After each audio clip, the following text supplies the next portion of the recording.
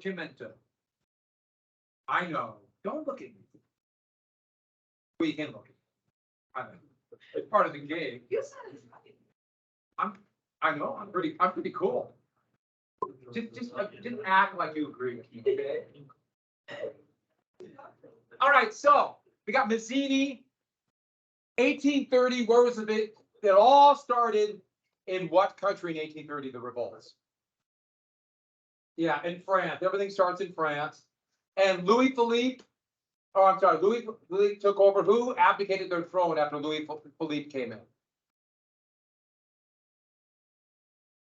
Who abdicated? Who was the king of France for in that restoration period? Louis XVIII died.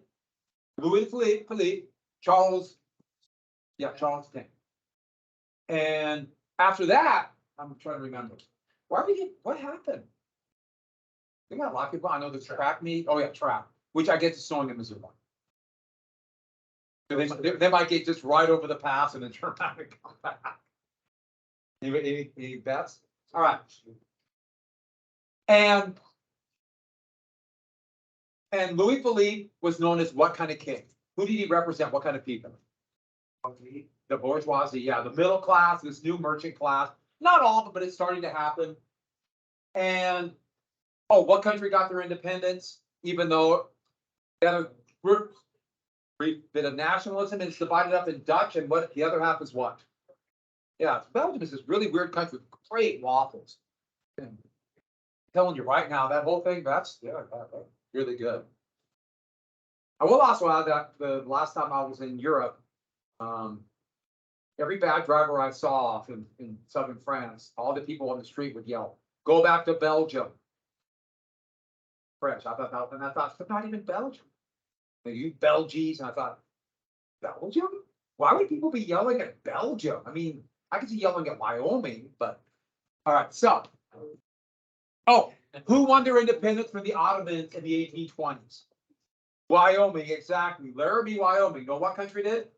Yeah, Greece. And everyone came to their aid, and then turned away. Who were the soldiers who protested against the new czar in Russia? The soldiers who protest and then would be violently put down because they represent liberal values. The officers, what were they called? Yeah, those are the descendants. Okay, so let's get to, we got Italy, the German states. So Austria controlled this German Confederation. They have this weird thing of the German Confederation, and yet the Austrian Empire also had this massive area outside of it. Same thing with the Prussian Kingdom. Even though the majority population who lived here were ethnic Germans, there's also a significant number of Poles and Lithuanians and Belarusians and Jews who lived there, but it was outside the Confederation. Well, influenced by what happened in France, and this flag kind of represents the birth of this and the birth of the new German flag that copied the French flag.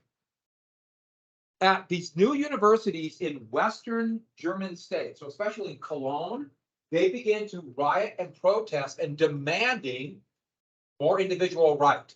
And they created the first Bund, which is also kind of a name for this, an organization. And in fact, that's the name of the German Republic today. But this Bund, you're going to get Bund, that means organization. So you get these like German American Bunds of German immigrants to the United States. So that just means organization. But this organization, the idea is they could organize states into one Germany. And it would really be the beginnings of this idea of German-speaking people should be under one German leader, in one German state. But Austria wanted nothing to do with this. Prussia was worried this would also hurt their standing.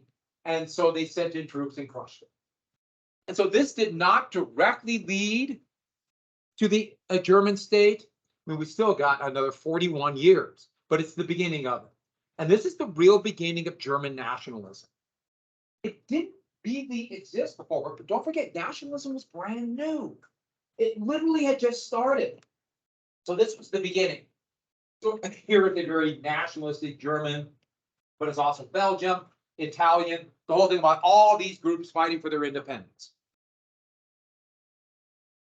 Poland had their revolution. 1830 was a heck of a year. Wait till you see 1848. So as you can see from this close-up, Poland was under Russian control. It was the Duchy of Warsaw.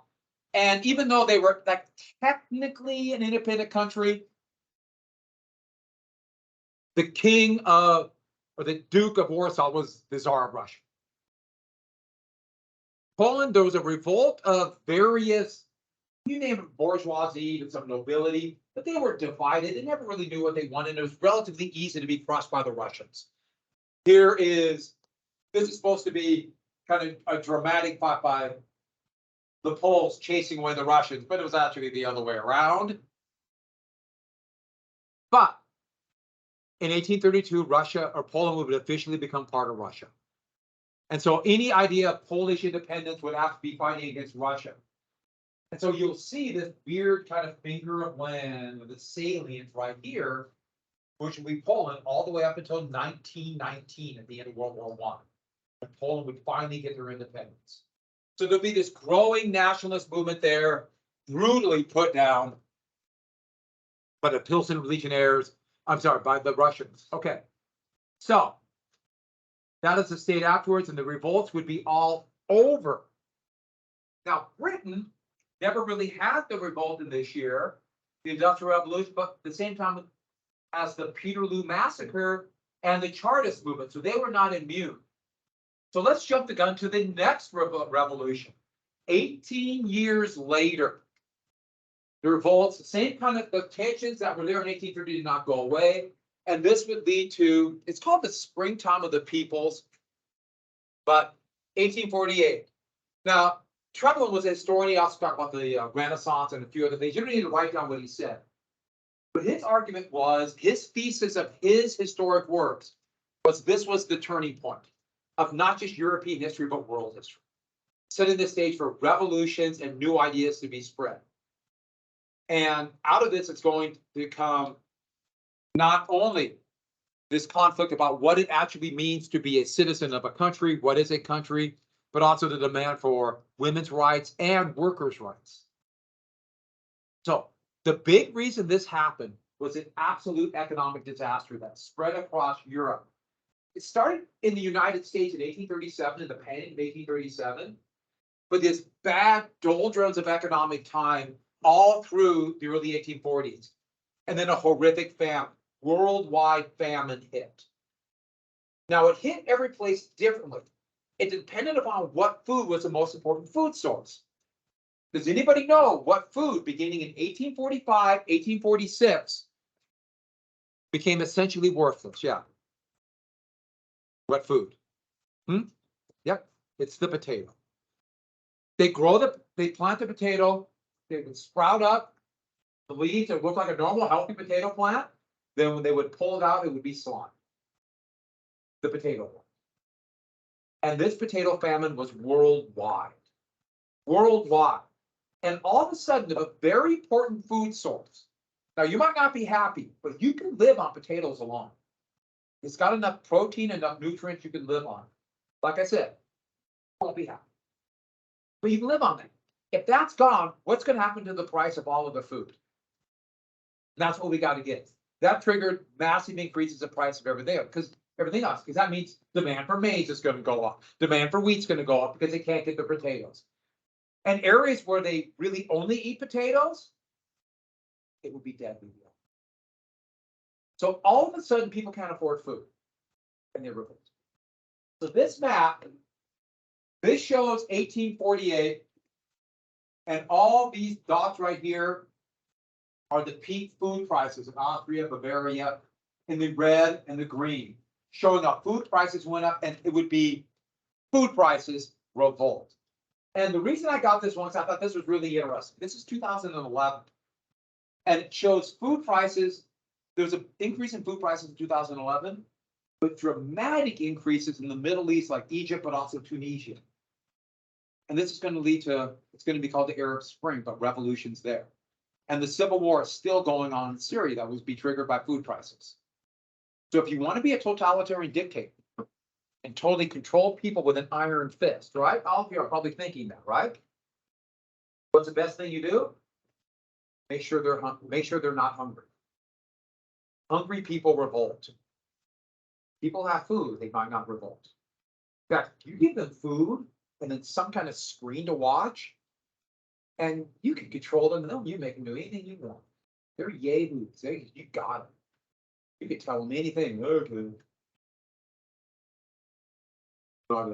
Yeah, I know. That's the only partially true. Keep them entertained. You might remember the Roman Empire and the bread and the circuses. So I can keep people controlled. So, who's thinking about becoming a totalitarian dictator? Remember me, just remember me. I want my cut as you extort and steal money from everybody. So, the revolt would begin all over Europe and would spread almost everywhere. Now, England, they avoided some of this, partially because they stole the food from Ireland. And for some reason, they didn't put the center of revolt in Ireland because there's a bigger revolt there. Potatoes went up, so they just stole every other bit of food from Ireland because they colonized it. And so, where does it, of course, begin? France. Did I see it like that? France. The joke was if France seizes, the rest of Europe catches a cold. And so, the revolution will begin there, but don't forget, it's food prices going up. There's other insecurities. There are people upset about the lack of rights, the fact only if you have any power, but it's food prices. And so here is the monster of revolution coming back. And that's a hat of one of the sans-culottes. Remember the sans-culottes from the French Revolution? And so with that, here's Louis Philippe. He was a bourgeoisie king. He represented that new modern France. And here is a cartoon mocking him as they got rich, throwing a few trinkets to the poor and the workers. And this cartoon, okay, if everyone's fed and food prices are relatively low, it doesn't mean much. You don't have money and food prices are going up. That is a biting satire. And as they drew him, especially his kind of his face kind of became jolly. It happens when you get older. This is where you get, and I showed you this picture before, I think. Is this it? Yeah, the pear. And this is one of the more famous caricatures of him. And I like how they draw him early on, and he got older and older, and then the pear. He got so mad at this that he banned cartoonists, strict controls of the press to make sure they wouldn't mock him. And they also banned the sale of pears because he kept throwing them at whenever he would go through town, which I find amusing and awesome at the same time. And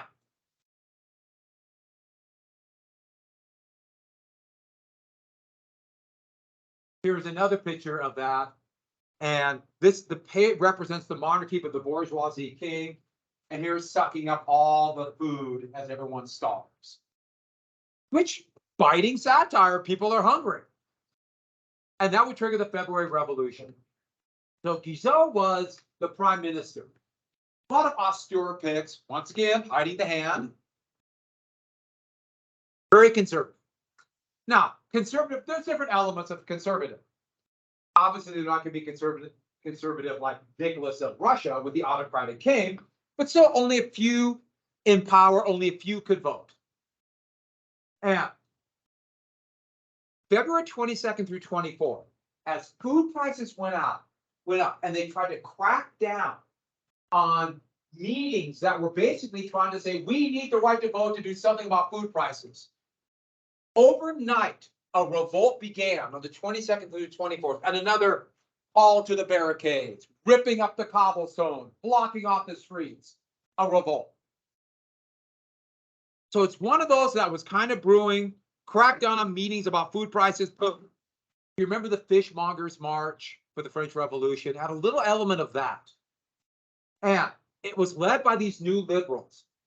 And this liberals was a strange combination of working people, wage earners, who had virtually no rights, low wages, bearing the brunt of the high prices, but also the bourgeoisie, these new merchant class who were just starting the Industrial Revolution. They combined because they felt left out of the old bourgeoisie. Now, these are the people that are employing them and not paying them high wages and taking the profit. So there's animosity, but at that moment, they're all living, meaning they all want rights for everybody because we're all being left behind. So overnight, they demanded a republic. And it happened so fast when they came in for a republic that just 4 days after the revolt began, Louis Philippe was abdicating, gave the throne to his son, and his son abdicated almost immediately. So here's a worker kicking out Louis, and here's him putting the sans-culotte hat for liberty over his pear-shaped head. That's kind of a scary one. That looks like a horror monster. Let's look at something of a bad dream. And a republic was created. And so, with this republic, and you have now bourgeoisie who want more economic liberty to build factories the way they want, no controls, but also to keep the profits, and workers who want higher wages and lower food prices. They're unified together. And in a shocking turn in this first assembly, because it was so brand new, they allowed too many working people to vote according to the bourgeoisie. Louis Blanc came in and took power. And he was what we call a social democrat, or a growing moderate socialist. And these basic rights, workers' rights, so no control in the workplace, higher wages, especially labor unions, universal suffrage, including a written constitution. And given a radical idea of this on the far left, the socialists were civil rights, like the end of slavery, but also women's rights. And so Blanc was quite the radical for the time. So equal rights for men and women, which was seen as very much out of the mainstream, but very much a socialist idea. And so they put price controls, they demanded wages, they tried to cut down housing costs were incredibly expensive. I should have, it's still kind of like this, but especially back then, France was Paris. Paris just dominated France because it's such a massive city. So it's really happening in Paris. Outside of the city, there's a little bit of resentment against Blanc. Well, you can imagine those who were paying the wages and trying to sell the goods were furious about this. They wanted more profit. We did this revolution for us. And this is going to lead to what's called the June Days, a coalition of the former liberal bourgeoisie and the old conservatives who got kicked out of power. They unified against the socialists and they revolted. And the business leaders took control, got rid of the price controls, inflation went up. Workers felt betrayed, they revolted. All in a series of about a week. So we get what happened there.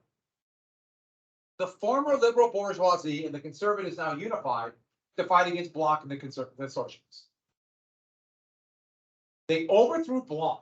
They actually just overthrew him. They fired him essentially. Business took back control. Prices skyrocketed because they could now raise prices. Another revolt. Here are barricades from 1848. Photography was brand new. Big cameras, and these took these pictures. And you can see. And so that was for soldiers from the countryside would be stopped at these barricades. Here, they put this is a photograph, and then they painted some things in. Cameras were these big, massive things. They open up the lens, and they would have to, it would take maybe 5 to 6 seconds for an image to begin to show up on the glass silver oxide negative behind it. And so basically only still shots. It was still pretty primitive. That's why if you get any portraits of this time, we'll start looking at portraits. Everybody just kind of like this. Because you can't move for 5 seconds.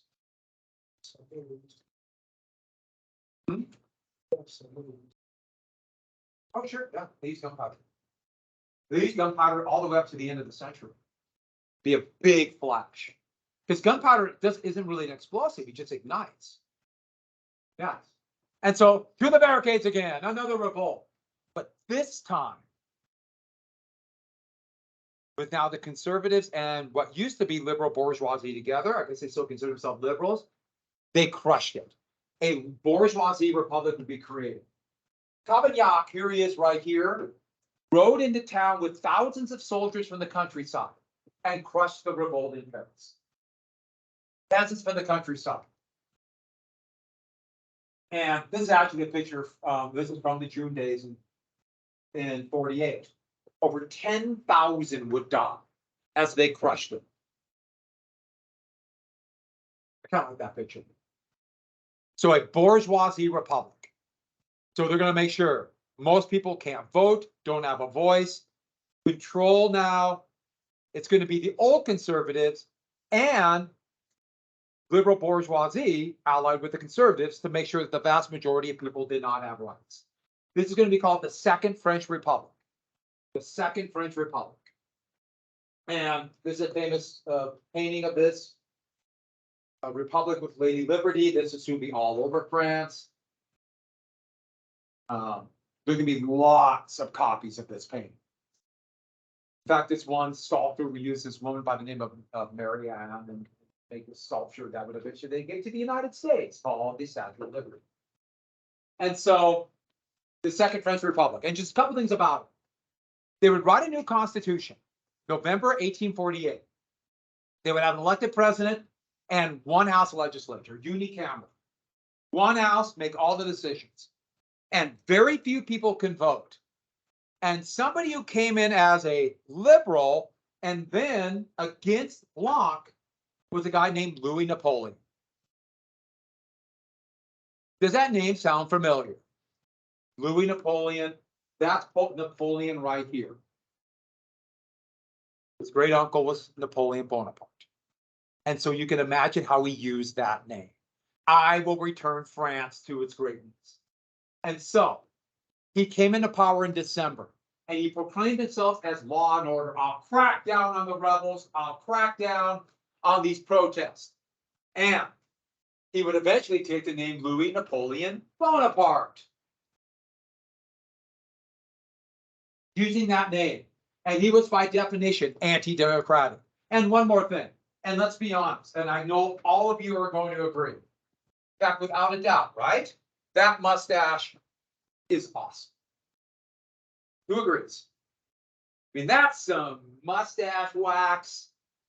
I mean, that would be cool. I'm thinking about one. Tomorrow will be how I'll have that. What about curls? No, I just want that. Yeah, he was famous for his facial hair. He really portrayed, did the Napoleon thing. And now it is the old middle class business leaders are now the conservatives. So once they got rights, they didn't want it to pass off. And we'll see this time after time. People were like, yes, I'll fight for rights. And then once I get it, then they pull the ladder. Not all the time, but it happens far too often. And then in 1851, a coup. 1851. He made himself emperor. Sound familiar? And a new French monarchy. So the Second French Republic lasted a year and a half. The Second French Empire. And this would last until 1870. Louis Napoleon. Guess who we'll come back to very soon? So everyone got that? Louis Napoleon, the Second French Empire. Good story. We will come back to Louis Napoleon. He was kind of a blowhard. He, there would be some modernization of France. You go to France today, the vast boulevards connected to interlocking squares. That was all Louis Napoleon. Well, he didn't do it. He's out there with a shovel digging it. No, he had that done. So let's get to the Austrian Empire. Just a few more. 1848, all triggered by France. So remember, these are the Habsburgs. This is the monarch, Ferdinand I. Remember, I showed you pictures of the Habsburgs before. Can you see a family resemblance? Huh. Doesn't he just look sad and? I mean, clearly they got the big ruffles there to hide his chin. He's kind of like this. And this was a multi-ethnic empire. Yellow are ethnic Germans. These are Serbs and Croats, Hungarians. You notice there's spots of ethnic Germans all over. Slovenes. These are Hungarians in Transylvania, but also Romanians. These are Ukrainians, Lithuanians, Poles, Slovaks, Italians. It's this vast hodgepodge of people. The monarch is Austrian, therefore ethnically German. Well, whatever you call that. Well, in March of 1848, about 3 weeks after, took about that time for the news from Paris to arrive, there was a revolution in Hungary, revolution in Budapest. And with this revolution, subtitles, Russia, subtitles, pizza.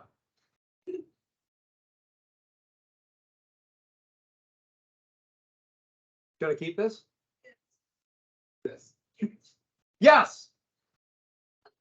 All right. So, it's one of the heroes of modern Italy. Leos Kossuth would be a nationalist leader who, once he heard about this, he had been organizing groups of liberals to try to break away Hungary into their own state. Now, I should add, they're all over the place. We got bourgeoisie, we got Hungarians who want a Hungarian king, and we have socialists. It's just this big group of people. So, but they all hate the Austrians. And I didn't realize the hatred of the Austrians. So when we tell you my Budapest story. We're in Budapest and we're sitting at a place and we got a drink. And we were told by the person, do not toast. Never clink glasses in Budapest. Okay, I don't want to fight Hungarians. That's what the Austrian officers would do. They would toast and clink glasses. So you don't clink glasses because that's what the Austrians did. So you will say toast, but you do not touch glasses. I thought that was really interesting little artifact. Kind of those weird little things that that's one of the great things about traveling. You pick up these things that you wouldn't know unless you actually are there, or wouldn't make sense. That's why all of you should go just travel. Go to Jordan, Montana, right? Jordan, right? Circle, Montana, Culbertson, right? Don't go. Were you here special topics when I talked about Circle? That's for the gray people. The grays. So I'm going to say the grays. So back to this. They kicked out the Austrians and took over and created a republic. But like I said, they're all over the place. But in the euphoria of creating this republic, while the Austrians were caught flat-footed, they decided, hey, let's invade Austria. They advanced into Austria, and it was a dismal disaster. They got to Vienna, they were routed, went back, and the whole thing blew up. Well, Tsar Nicholas of Russia unified with the remaining Austrians, and they crushed it. So are we getting kind of a trend here? These kind of liberal revolts crushed by conservatives. Liberal revolts crushed by conservatives. But in 1867, so this would never happen again, something called Auschwitz, which was the empire would go from being the Austrian Empire to the Austria-Hungarian or the Austro-Hungarian Empire. And so it'd be get this out, a dual monarch. And the Emperor of Austria is the king of Hungary.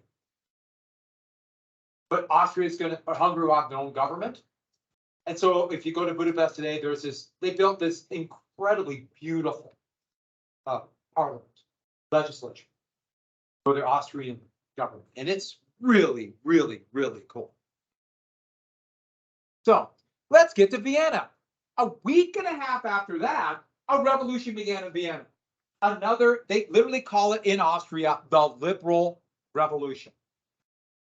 The empire overnight just collapsed. People rose up and, it happened so fast. Ferdinand fled. Metternich, and there's a picture of Metternich, he was the conservative foreign minister who organized the Congress of Europe and the Congress of Vienna and the Concert of Europe. He fled. By the way, this is an anti-Metternich poster. Do you catch what they're accusing him of? Yeah, he's a liar. The long nose meant liar. And so they created a liberal assembly. Liberal, I don't think it turns about like just liberal as in everyone had right, everyone had a vote. But it's soon going to be divided liberal and conservative. They're going to be fighting all the time. And while that's going on, the Habsburgs are intriguing away from Vienna. But Tsar Nicholas I sent an army of 400,000 Russian soldiers, marched through Hungary, crushed that, and then into Vienna, and crushed this. Russia had a massive army. Oops. That's Tsar Nicholas right there. 400,000 men. What came out of this? Well, Ferdinand, they ran out. And a new emperor, the 18-year-old Franz Joseph, an emperor, we should say, really, I say emperor just because I'm used to saying it because I'm an English speaker, but we should say Kaiser. He was called the Kaiser, and the German Empire would copy him, which just means Caesar, which means emperor. And 1848, do you catch the years? Till 1916, he was emperor. And he supported the new conservative government, and for the rest of his life, he would try to maintain this empire. So he would be the emperor for Auschwitz, he would be the emperor with a war with Prussia, then eventually an alliance with Germany. His wife would be assassinated by anarchists, and he'd be the emperor when World War I began. And it was part of him being outmaneuvered by their foreign minister, Conrad, that would lead to World War I. Let's not go to Bohemia. Let's do Italy. We'll finish Italy tomorrow. So, this is what you have to do. Tomorrow, what is due tomorrow? 1903. You have rest period to read 1903. Make sure everyone please go online real quick and make sure it works. Did I look at it? No. Did I just grab the pass and walk away? I can't believe I did that. I really did that.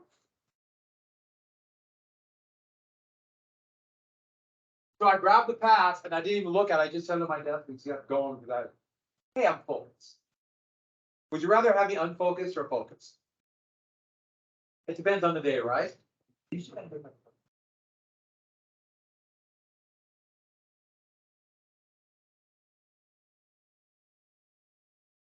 So, is it working? Everyone please go online and check, make sure it's working. Please make sure.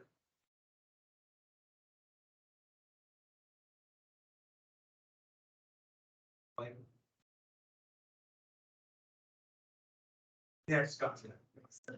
Are you believe that? Should I believe? It's your 20 minutes slow. Go.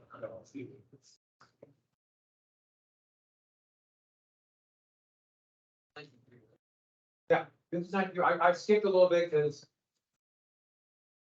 I want to do romantic art, but I'm trying to decide what day I want to do romantic art. Oh, review list. Wait, the test coming up, people.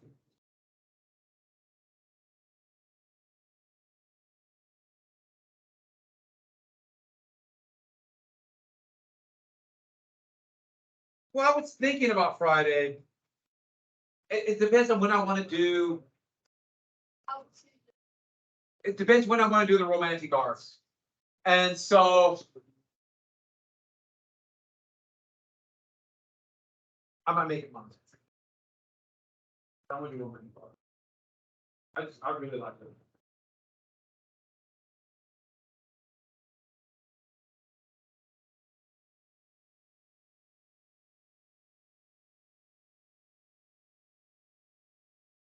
Oh, and we got a map tomorrow too. You're worried. You're worried.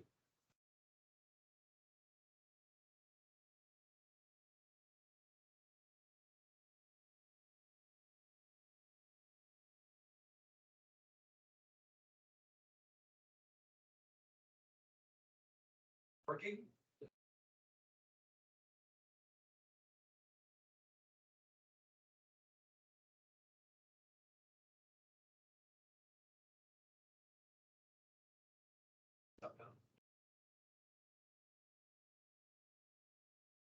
Is that cool? Pretty interesting.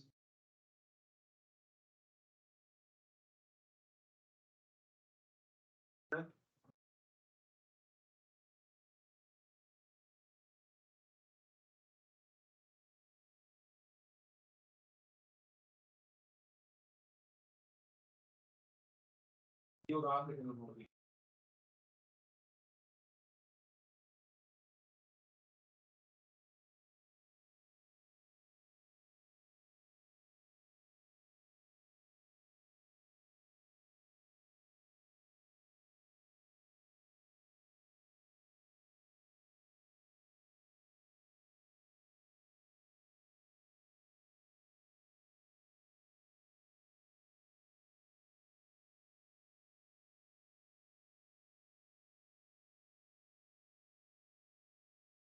Yeah, for you. See if I count as well. I think I. All right, give me this time. So.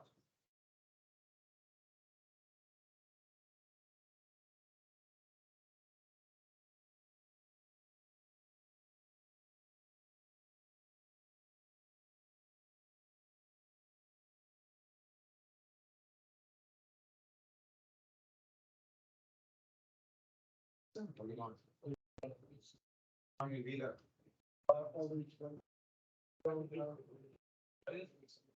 You what? Oh, yeah. I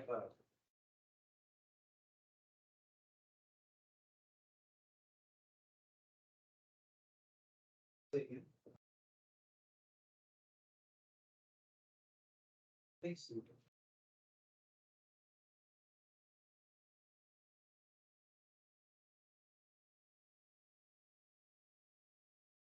Mine was having this.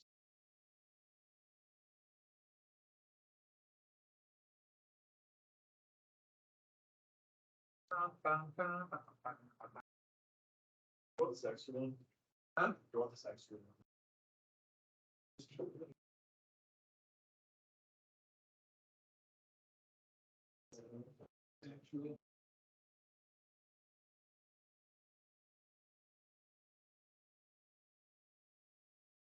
All right, I am giving you time to read, so let's start reading. Give me this time. If you